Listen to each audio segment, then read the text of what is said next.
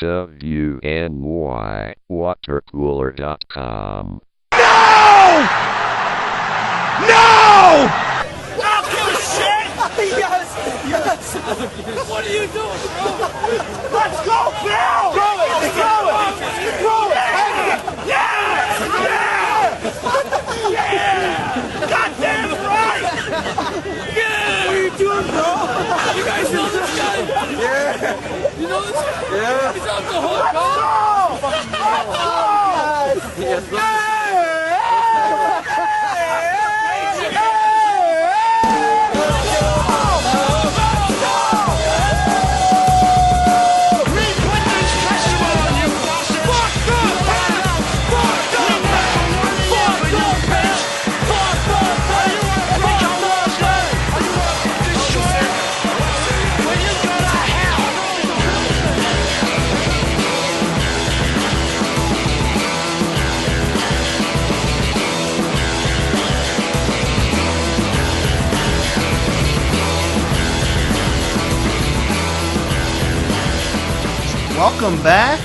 Welcome back. WNYWatercooler.com podcast. We got Steve, your host. Obviously that's me. And we got Coves coming back for our 11th year. Jen, man, what's happening? Happy to be back. It's been a while. I don't think we've potted since the Derek Anderson era. And it feels good. I missed the Derek Anderson era. It was the low point of my entire life as a sports fan, was that era. I think all of last season was a low point in Bills fandom. We start the year with Nathan Peterman. How our coach and GM decide that's a good idea? And it started off drafting one of the worst quarterback prospects perhaps of all time. Oh my God. We're gonna start there. Yeah, Josh Allen. What was that? 52.3% completion percentage, 10 touchdown passes in 11 games? Well, I'm not going to defend anything about Peterman, but Allen, he was a highly regarded prospect. The year before he got drafted, he was a potential number 1 overall pick. He was a steal at 7, in my opinion. Well, that opinion's garbage, but why do you like him? What has he shown you that you like so much about Josh Allen? I think that there's a lot of reasons. One, he's got all the talent you could ever ask for. I don't care about his completion percentage. He's never going to be Drew Brees because he's never going to be the type of guy that's going to throw the ball underneath all the time. Like his completion percentage is so low because he throws the ball downfield more than any quarterback in the league, like statistically. And obviously you're going to have a lower completion percentage. So if he can learn to check it down a little bit more, I don't want him to do it a lot more, but a little bit more, that completion percentage is just going to increase just naturally. Secondly, he seems to have great leadership qualities, and the team seems to just play. I mean, last year was evident. The team played harder and just better when he was playing. They were 5-6 in the games he played, and they were competitive in pretty much all of them except maybe, the Chargers game, his first game, the first half was not good, and the Packers game. But other than that, they were competitive in all those games. When he didn't play, they were a tire fire. So there's a lot to like about him, and I think he showed, especially the second half of last season, that he's got a lot of potential to be a really good quarterback, and we should all rally around that kid. Did he play in the Bears game? He didn't start the Bears game, did he? No, the Bears game that was part of the dark era. I don't remember if it was Peterman or I don't remember who played the Bears game. I'm looking. I don't think it was Allen. Maybe it was. I don't think it was. Bring it up now. You might have to look it up. I could be wrong, but most games we were competitive when Allen played.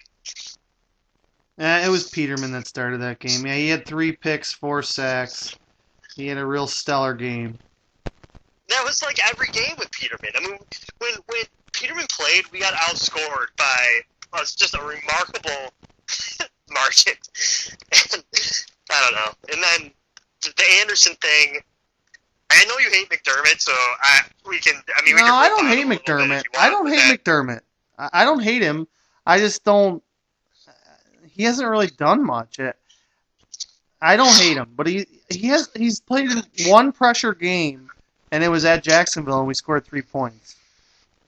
Yeah, I blame a lot of that on Taylor, but I think if you just eliminate the Peterman thing is weird. If you eliminate the quarterback decisions they've made, I feel like he's been just really good so far for us. But you can't eliminate the quarterback decisions entirely. I mean, starting Peterman opening day 1 year ago today, we were really talking about what did we talk about with Nathan Peterman? Did we think he had a chance? No. No one with a brain could have possibly thought that. I just that decision to start him was, I don't know, crazy. But I don't know, man. This season it's a make or break year for them. I mean, they have to. How many wins do they need? What's break mean? What's break mean? I mean, for me personally, if they don't show significant improvement this year, and when I say significant improvement, I mean in both seasons so far, we've had a few games where we have just gotten blown out of the building. 2 years ago we made the playoffs. Didn't we lose to the Saints by 45 points at home that year we made the playoffs? We've had games where we just haven't been competitive. I want to be competitive in those games, and our offense put up points, and Allen looks like he's making the strides that we need him to make. If we go 6-10, 7-9 again, and it's kind of more of the same, then I think everyone's on the hot seat at that point. Or should be. I don't know if they will be. Should be. Well, we never hear from this goddamn owner. I mean, this guy... It's unbelievable how this guy can avoid the media so well. He's like the Loch Ness Monster. Yeah, I don't know. I feel like we've heard him talk 3 times when we hired Ryan and when we hired McDermott, and maybe I don't even know, one other time somewhere. Yeah, he's definitely doesn't do any owners besides Jerry Jones talk a lot though. Maybe Irsay and that guy in Philly, but I feel like most owners probably are kind of the same way. And a lot of them probably are. But how difficult is it to give a press conference once in a while, answer a few questions? Because once a year. The problem is that because he doesn't know how to talk. He can't speak in public, so he always says something dumb like he bought the Bisons, and when he means the Bandits, or he's crying about a hockey player or some shit. Yeah, I have no idea. It's probably better that he doesn't if he's clueless. I also don't understand cutting McCoy. Why did we cut him now? Why didn't we trade him last year? I don't get it. I think that my opinion is they tried to trade him last year, and when they tried to trade him, I'd be surprised if they didn't get any bite. I mean, his salary was too high. I mean, that's the problem. The first problem. Second problem is last year they tried to trade him and probably just didn't want to get a 6th rounder for him or something. Although I'd be surprised if they had no offers last year. This year, I feel like they've been trying to trade him for a month, and just no one would give him any draft pick. Because this $6 million or whatever the hell his salary would be. It's why trade for him? I mean, to me it was obvious we were going to cut him. So why trade for him? Well, I know that we couldn't trade him this year after that horrible season he had last year. But at the trade deadline last year, I'm sure we could have probably gotten something for him. Instead of we getting nothing, we cut him, and the next day he signs with the best team in the league. So someone clearly sees some reason to have him on the roster. I mean, it's clear now that based on the moves that they made, but everything they said was contradicting what they actually did. Yeah, but that's just lame GM speak.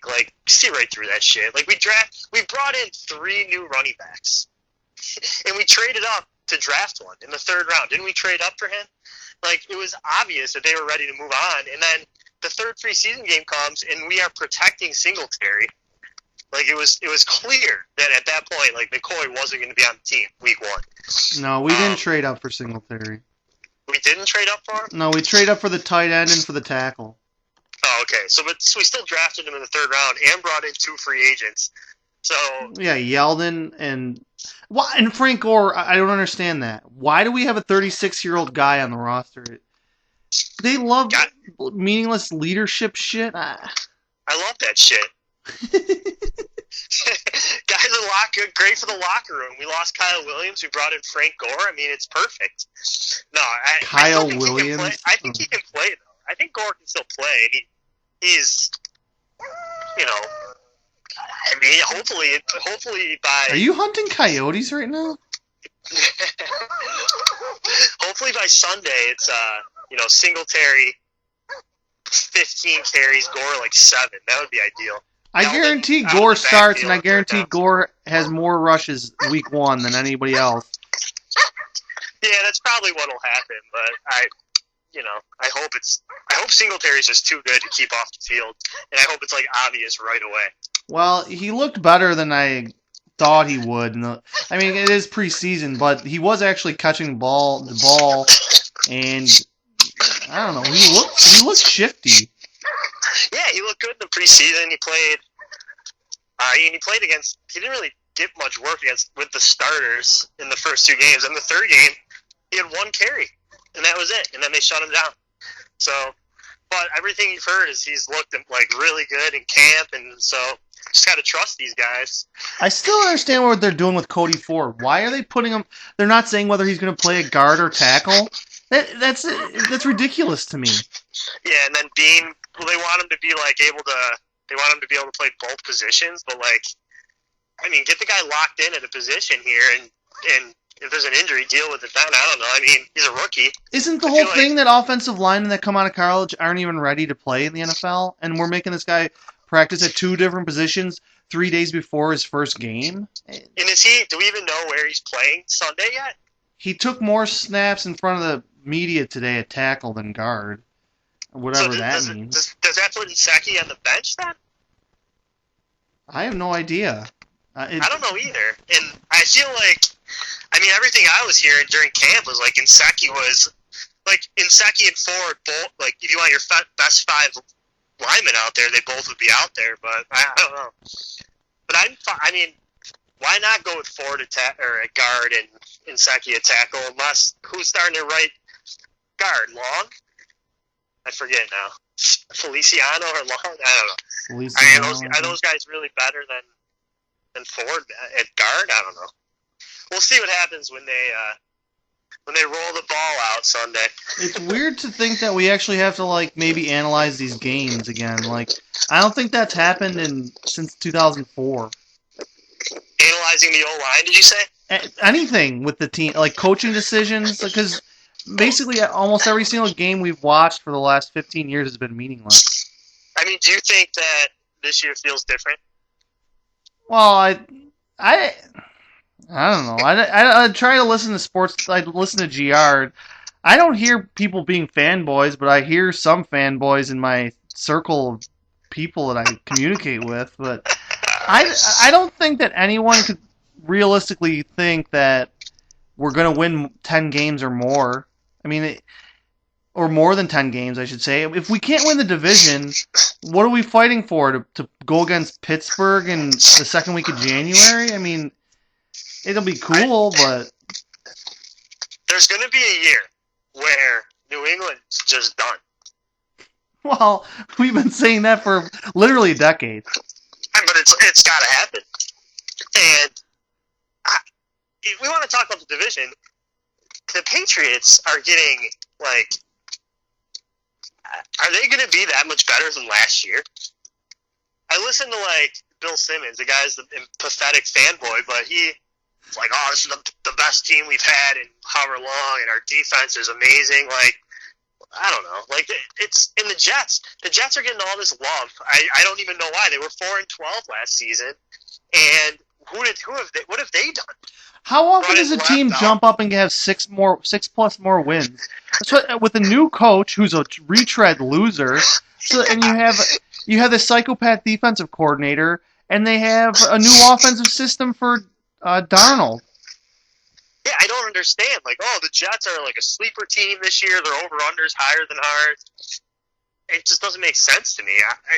I mean, they basically, I mean, they added Le'Veon Bell, and that's their first round tackle isn't even starting. Well, he's on the depth chart as a backup. Yeah, true. But I don't see where you're getting, 4-12 up to like 8-8, 9-7. But yet the Bills were 6-10 last year, and our over/under's like 6.5 now. And I feel like we've added a lot more play. Like you say what you want about the guys we've added, but we have at least NFL players and receiver on the offensive line now. Like Jordan Mills started every game for us last year. He already got cut. I think he was like in it for a workout for a different team. Like these guys that we had starting last year are not NFL caliber players. Receivers, like we were picking guys up off the street. I don't know. Well, I just think that Darnold, now he's in his second. He had Bates last year as this Loggins guy as the offensive coordinator this year, and Gase is clearly not some QB whisperer genius. I can see the Jets being pretty bad. I could see them winning only 6 games, maybe 7 games. I don't get why anyone would definitively say they're better than the Bills. Yeah, I can't see that either. And that's a good point, is that Darnold's second year, it's also a second coaching staff. So, and it's not like, at least Allen, the one thing going for them is it's his second year, same system, same coaches. It's like he's got a comfort level. Darnold had to learn a whole new system. And how good is Darnold? He had a lot of turnovers last year. And I like Darnold coming out, but I don't know, how good is he compared to Josh Allen? And how good are their weapons? They don't have any one that's I would say is any better than Cole Beasley or John Brown. Anua and they have the two guys, Robbie Anderson. They're both pretty good players, but they're not anything that's going to affect a game, I don't think. Yeah, is John Brown basically Robbie Anderson? What's the difference between those guys? I don't know. I mean, Anderson maybe he's taller, but Brown's had more success in the league than Anderson. So I don't know. Why? I don't know. I totally agree with you. I agree with you completely. So we'll see what happens. But Miami's clearly tanking, so that's should be 2 wins there. And week 1 this Sunday is just a huge game. It really is. It's a must-win. I don't think it's a must-win. We'll get into the schedule in a minute. I don't think it's a must-win just because we play him again. But it's a crazy game because it could be the determining factor of the whole season. It's definitely going to be it's going to be very impactful on everyone's moods next week. It's not a week 1 game that you on the road. It's not a week 1 game that you would lose and feel good about yourself. And anyway, well, if we lose in a shootout, if we lose 38-35 or something, I could see people coming away with that with positive. If Darnold looks great, I don't know. That could be. That would be better than losing 10-7. But even if we lose 38-35, it's gonna be wow, this defense is horrible. But then again, yeah, you're right. That would be the best case scenario in a loss. But I feel like losing to the Jets week 1 is just, given the comparisons between the Bills and the Jets and how they're both considered to be pretty close to each other. That's a game that if the Bills lose, all you're going to hear all week is, the Jets are the team. And it's just going to be annoying. Well, that's why I hate the schedule. We have the first 2 games on the road, and then we come home and we play a shitty Cincinnati team. We have no primetime games. Our bye week is the second week of October. The schedule, it's easy the first 2 months. Football Outsiders said we literally have the easiest schedule the first 2 months, but I'm caring more about entertainment, and I have to go to all these games. Yeah, I know you don't like it, but the fact that every game's at 1 o'clock, I think, is actually good. Not for me personally, and for the team. For you personally, great. Yeah, it's perfect. But these guys, you get in a routine. And having every game at the same time every week, I feel like that's better than having games Every good team plays 4 primetime games. What are you talking about? But who on our team is used to playing primetime games? It would just F us up. Stick to our 1 o'clock games. When we're good, when we're like 8-3 in November, maybe we'll get a flex. That Browns game will get flexed to Sunday night. And our dolt of a coach gets rattled because his team plays 3 hours later. No, I'm not kidding, man. Routines are good for these. For if you have the same routine every Sunday versus playing at 1 and 4 and 8, Thursday, Monday, like that. That's got to be tougher to be ready for every single week. All right. I don't know. Maybe that's not true at all, but that's how I feel. It seems like an actuary would think that. Let's break down the schedule here. Let's see what we're going to come up with our records. So obviously week 1 Jets. What do you have? Win. I have it as a loss. I just think that because it's at home. You can't imagine being happy next week after the Jets game. I'm kind of with you. I feel like I just don't think they're good. I refuse to believe that they're that much better. So I could see the Jets being pretty bad this year, but I have no reason to believe the Bills' offense can do anything. We're going into the season with 2 rookie tight ends, 2 injured tight ends, and a blocker. It's preposterous. Tight end position's a concern. Major concern. I mean, these rookies might be able to do something, but I think that we just need to split those first 2 games. Well, I mean, okay, go on, week 2. Giants. I mean, I got us winning. I have us winning that one too. I don't see. I mean, Eli Manning. They got rid of their best player, and their only good player they have is a running back. They have a decent defense, but the defense played like shit last year. I don't know. It does make me a bit nervous, that game, though, for some reason. I don't know. I think I just remember 2011. I don't know if you remember this game. 2011, I think we were 3-0 after beating Cincy, or 4-0 or something. And the Giants were supposed to suck, and we went down there and just lost. Do I remember the game? I was there. Oh, you were? Figures. tough. Fred Jackson had a long touchdown. We were first play of the game or something. Yeah, busted one. Yeah, Stevie Johnson. It was a little bit overthrown. Fitz overthrew him a little bit. We would have been in prime position to either tie or win the game late. Yeah, I was at the game. Fitz threw a pick too, didn't he, down there in the red zone? It was a brutal L, and I don't know why I still think of that. Oh, that game was brutal. But that one was just heartbreaking loss. But yeah, I got us starting 2-0. All right, I got us at 1-1. Cincinnati. Win. If we lose the home opener to Cincinnati, we're not gonna. There's no way. Well, yeah, I mean, no A.J. Green and that defense. I don't think they are what they used to be. So. Nah, Cincy's gonna be awful, and there's no way we're losing the home opener. No. Patriots at home, week 4. So if we start 3-0, this game is gonna be like every other time they roll into our barn. I still can't believe we were favored over them with Taylor week 2 of what was it, 2015? We killed the Colts, and then we got New England coming to town, and we were -1 at kickoff.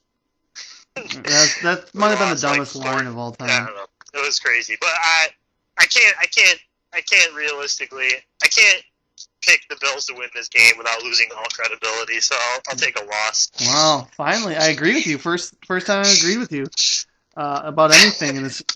So then the next game, which I thought I was going to be going to, but it probably won't be now, at Tennessee, week 5. That's a big game. It's a huge game. That is a huge game. I feel like we have some good luck in Tennessee, so I'm going to go with it's a tough game. I got to take a win in Tennessee. If Tannehill's playing by then, they might just be in. I don't know. That Mariota's garbage. That team's garbage. I'm going Bills. I kind of like Vrabel, which is sort of shocking to say, but Mariota, that guy is just He's not what I thought he was going to be. He's injury prone or fragile or something. I'll take a win there too. So then we're going into the bye. So I have us at 3-2. You have us at 4-1. And then this is just a brutal stretch. 3 straight home games. Jesus, I hate that. Brutal stretch of like bad teams, hopefully at home. Yeah. So this is our 6th game then. Yeah. Miami. Win. That's got to be a win. October 20th. 5-1. And then. No, I have us at 4-2. And then Eagles at home. Win. Jesus Christ. The Eagles to me are probably one of the 3 or 4 best teams in the league, so I'll take a loss there. They're good, but it's hard. Those, again, you don't agree with this either. Those unfamiliar opponents on the road are just tough games for, like, it's tough. Those are tough games to win, man. It's like when the Packers came here a few years ago and we beat them. Yeah. I think it was like when they're not familiar with us at all. If we're 4-2 or 5-1, like we're saying we're going to be, the crowd's going to be nuts. It's going to be a tough game for Wentz. There'll be a lot of Eagles fans. Yeah. So, well, like 4 years ago, we went at Philly, at Washington, I think back-to-back games. Both teams were pretty bad, and we lost both of those games. So that Washington game was, I don't want to think about it. Cousins just absolutely ate us alive, if I remember correctly. I think I had like an extra 10 beers, and I just forgot that whole game. That's a good move by you. So I got us at 6-1. Yeah, and you got us at 4-3. Yeah, 6-1. All right. Then Washington at home, November 3rd. Wow, 7-1 at the halfway point. This town's gonna be just buzzing. Yeah, Washington. Gruden might be fired by then. Yeah, Haskins might play though. That'd be cool to see. Well, you watch every game on TV anyway. What's it matter? So then we go at Cleveland. See, this is where we might get flexed. Cleveland already has a bunch of primetime games. They're not going to give them more. Quick aside on Cleveland. Are you buying into the hype for the Browns? No. Freddie Kitchens? Yeah. I was wrong. Baker Mayfield made me look stupid last year. He played pretty well. But I don't know. That team and his fake unearned swagger, I just don't get it.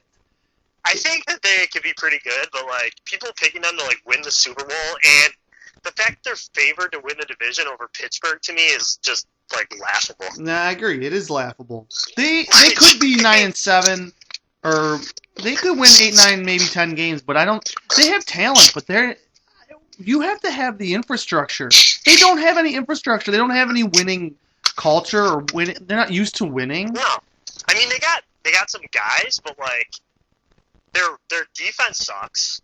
Their run defense is terrible. I don't know anything about their offensive line. They have flashy names, but how good is their team? I mean, I don't know. Well, I guess we'll find out. But I don't know. I'm not ready to be anointing them as the favorites to win the AFC North over a team that's won. Mike Tomlin's never had a losing record, and we're supposed to just think the Browns are going to just beat them for the division. I'm not ready to do that. Anyways, I got the Bills losing this game. Yeah, I was just going to say, all that said, I have us losing that game too. Because Cleveland, I don't know, we have some weird games there. And I usually go to all of them. But well, we had the Whedon game when Manuel and Hoyer got hurt. We had the snow game where we lost. I feel I don't remember winning in Cleveland any time recently. No, I was at a win. I drove up the day of the game and left right after the game. When was this? It was probably 6 years ago. I don't know. It wasn't a very memorable game. We just sort of beat them. Was Spiller? Was it an early game with Spiller and he just lit it up? Yeah, I think Spiller had a really good game. Yeah, I might remember that. But we. I don't know. Whenever we play them here, we just destroy them. But other than that 6-3 Brady Quinn game, we actually have had some terrible losses at home to the Browns. That Monday night game, 29-28. Anyway, we're not winning that one. 7-2. You got us at 5-4. Yeah. All right. So at Miami, November 17th. Win. I mean, I think there's going to be a lot of Bills fans there. Yeah, it'll be a home game. That Dolphins will be like 1-8 at that point in time. I mean, I might be nervous when I see my boy Chosen out there just slinging the rock, but I don't know. I'm not picking the Dolphins to win any game anytime soon. So All right, 8-2, 6-4. yeah, and then we come home for Denver. Win. That could potentially be a flexible game. I can't see Joe Flacco leading a successful season this year. That's seemingly shocking to me too. But I like the Denver team. I don't like Vic Fangio and I don't like Flacco. Yeah. So that First time head coach, Joe Flacco, a quarterback. I mean, they'll be. It's not going to be they'll be decent. Don't get me wrong. To have the season that I'm envisioning, you can't lose to Denver at home. I feel like Denver, whenever they come here, it's a memorable game, and there's always a lot of asshole Broncos fans. Yeah, that's not a fan. All right, I'll take a win there too. And then so you got us at 7-4, and I got us at 9-2, heading to Jerry's World on Thanksgiving. Yeah, this is a 4:30 game. Oh, it is? Yeah. I thought it was the early game. No. Oh. Wow, 9-2 Bills at the 5-6 Dallas Cowboys on Thanksgiving. Cancel Thanksgiving. Everyone's gonna be at the TV. We're losing this game. We have no chance. Has Dallas ever lost at home on Thanksgiving? They must have, but I can't recall it. I feel like I'm watching dinner, checking to see if the Cowboys covered 9.5 every year. I'm gonna go with a loss, and honestly, I don't even care. It's gonna be when we're 9-2. It's gonna be all right. We can afford to just lose this game. We got 3 days rest. We have a tough December. I might even rest guys. Have we ever won in Dallas since 93? Is that the last time? I feel like we always go there and just get our head caved in. We won in Dallas. You're right. We won in Dallas one of the Super Bowl years where they killed us in the Super Bowl. Yeah. And did we win in Dallas since then? Jeez, I don't know. That's a good trivia question. We probably only played there 4 times since then, but yeah. We definitely got killed by Romo last time we played there. Yeah. And well, whatever. So now we're moving into December, and you're right. These 4 games in December are they all are going to be intense games if we really have a pretty good record. Yeah, huge. This month is going to our December schedules. Yeah, definitely going to be intense. So I got us at 9-3. You got us at 7-5. Yeah. All right. Baltimore at home. Wow, that's going to be big. Win. I mean, we have to have some pride from last year's just probably the worst football game I've ever watched, and a couple of our friends were at the game. Oh, I don't know if there was ever a worse game ever. Was it? What was the score at halftime? 41-0. Something like that. Is it truly incredible? Yeah, I've kind of tried to erase that from my memory too. Yeah, but I got us winning this one. Yeah, I think I'm gonna predict a win too. Baltimore, I feel like they come here, they rarely win here. I feel like they don't, even when they're good. The year after they won the Super Bowl, they came here and we beat them. When they had McGahee, we beat them.